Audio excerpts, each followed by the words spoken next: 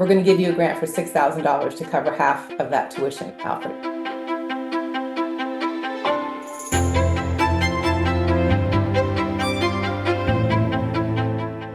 Come back, we're not done.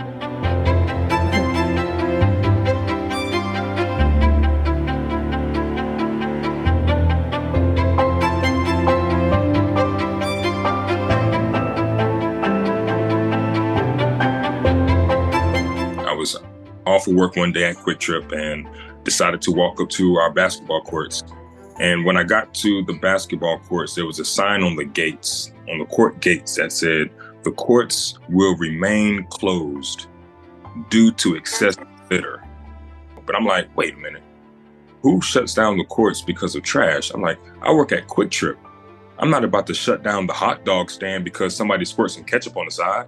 I made a phone call for the first time ever to City Hall, and I asked them who was responsible, like who makes this decision? And they said that mayor and council makes this decision. I actually went online to jonesboroga.com for the first time ever. I realized who mayor and council was. I realized that everyone on the council was over the age of 60, 65. So I really quickly realized, man, I was like, wow, no one has any children up here that stays inside the city limits of Jonesboro. No one has any grandchildren up here that stays inside the city limits of Jonesboro, that utilizes those basketball courts and that understand how important it is to have those. That's what got me involved, or had my mind set on just service, really.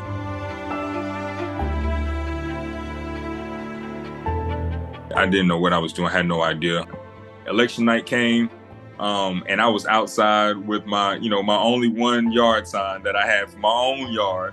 I ended up getting 40 votes that night. 4-0, like 4-0. And it was like the most devastating, most embarrassing.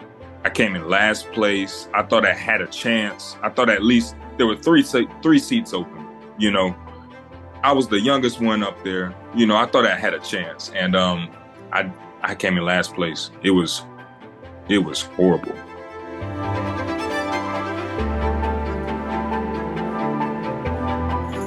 I slept for about a month, and just from being just so devastated. And I just got back up the top of the year in January and started volunteering at Lee Street Park, which is the park, our basketball courts, right?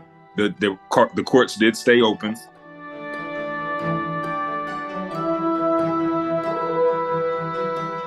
And I ran again, and I became the #1 vote getter in the city of Jonesboro.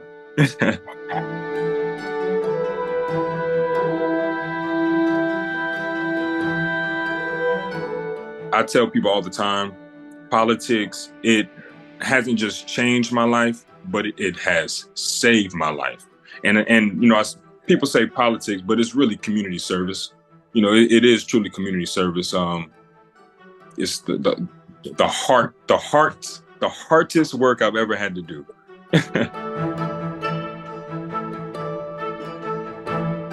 Like I said, I was in the process of graduating with my bachelor's degree from Clayton State University at the time, and my landlord came and explained to me that he was no longer in the position to rent out anymore.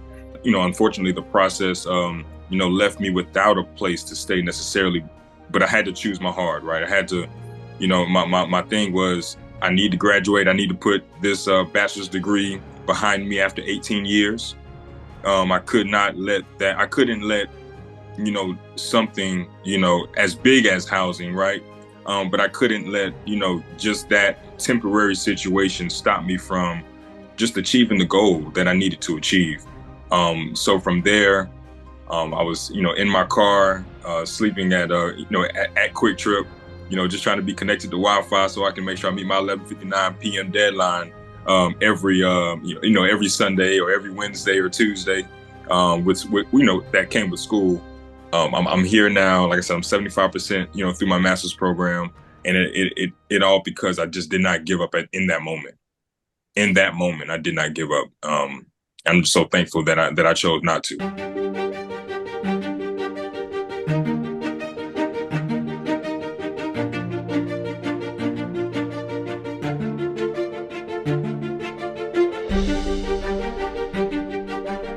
Our funds are pretty tight. As we said, we had over 500 applications, and we're trying to do as much as we can in as many places as we can. I think, Darren, you have more of the specifics. Yeah. If we look at these numbers, well, let's break them down. Okay. So, 12,000 to Clayton State for tuition. We cannot do that, but we are going to pay for half of that. We're going to give you a grant for $6,000 to cover half of that tuition, Alfred.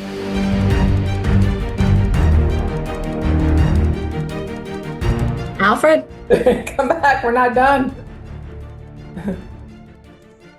Okay.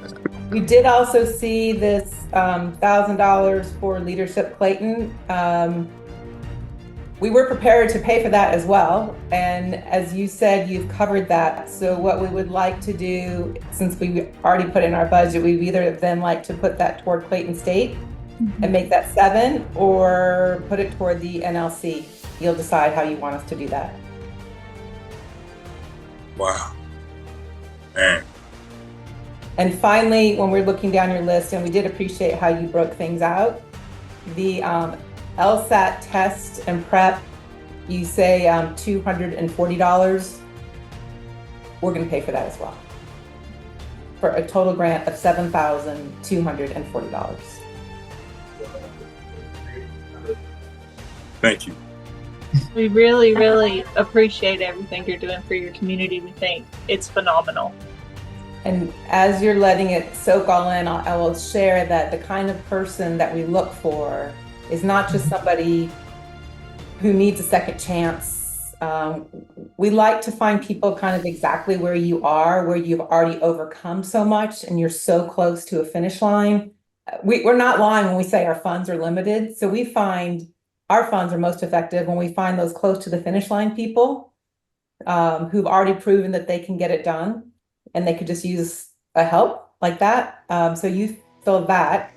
And then also really what we're interested in creating is not just a one-off on a second chance. It's people like you who are interested in a second chance so that you can give a second chance to others as well. Man, I am so honored to be a part of a family that believes in this. I can't wait to make y'all just super proud. I can't wait to be a part of the process to be able to pay it forward again.